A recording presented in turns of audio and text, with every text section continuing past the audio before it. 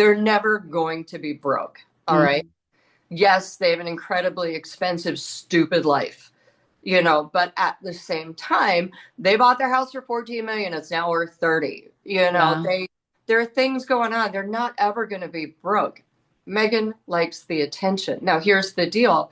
As everyone has said, she would have gotten all the love and attention in the world had she just sat out for a hot minute, not left for the States, not had Harry do the buck, not do the Oprah thing, and just stayed in the family. And last year, Kate, Charles are both sick.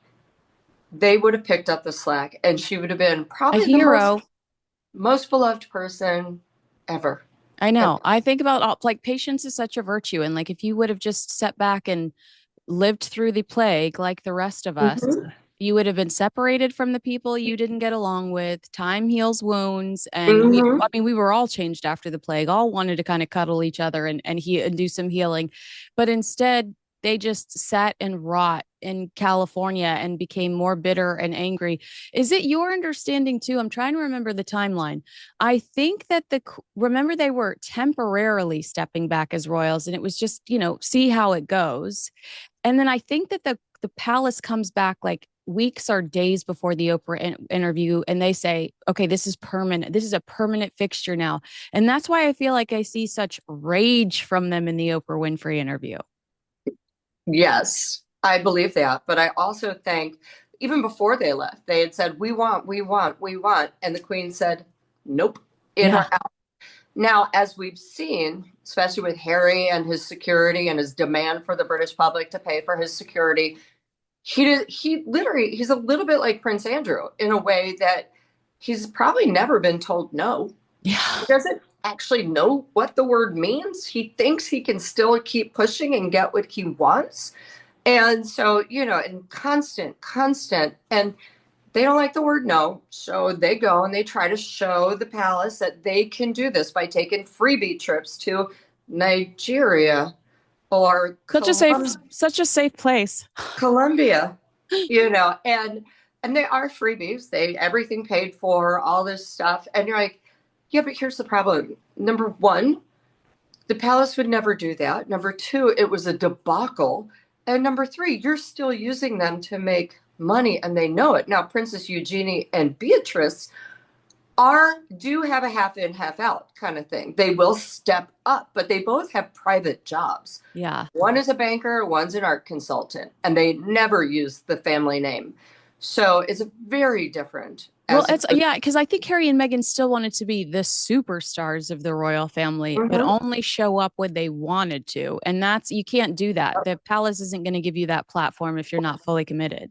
Also on their terms and Yeah. also not use so a lot of their missteps have happened because they don't have people at the palace guiding them. This is a well-oiled machine. So for example, when it was found out when I broke the story that Archwell had given $50,000 to a CAIR supported anti-Israel outfit, Mhm. and they immediately were like, oh my God, okay, we're not going to do this anymore. But the problem is, if they didn't have people advising them beforehand, this Yeah. never would have happened if they'd stuck with the palace. Everything has gone through for a conflict. I mean, Every we would have single thing. had we wouldn't have had the Dodgers issue. Harry wouldn't have been sitting there in a in a Dodgers hat versus a Blue Jays hat 100%. if they had anybody doing their due diligence going, hey, you're headed to Canada next week. Do you think we should like pump the brakes and be more Mhm. considerate about how that entire country might react to you wearing a Dodgers cap in the middle of the World Series? Yep. That's such a good point. I wanted to ask you because And by the way, it also happens because they've gone through so many 10 publicists. There's no one with any historical knowledge. Yeah, that's a great point. Anybody that can go, we did this before and it blew up in our Uh-huh. faces. Let's not do it again. You've had really good insight as to what's going on with Netflix. Do you think, because I've watched a couple of Netflix movies where Meghan Markle gets a shout out and it's like just a little cute pop culture reference. Mhm. I wish I could remember them specifically. I know Nobody Wants This mentions her in season two. Do you think that they're looking back at the Amazon MGM thing going, well, that's annoying considering the fact that we gave you so much money and that they've had probably offered her some opportunities to do little cameos in Netflix series or movies. No, I don't think it's a problem because I think Netflix is done. Ah, I they're think checked out. they've been done for a while. Yeah. They've invested a lot of money into As Ever. So, yes, they will try to keep some version of With Love Meghan going, whether it's on TikTok or whatever. And, it's like, it's their way of kind of dipping their toe into the QVC land, right? And so they thought it's perfect. It's TV, it's shopping, it's this. She's a duchess.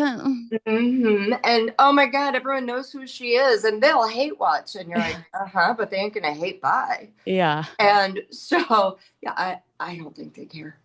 Oh wow, that's so interesting to me that they wouldn't be frustrated with the return on investment because I thought that aside from being difficult, I thought that that's why Spotify was like, we're done. There's no return on investment here.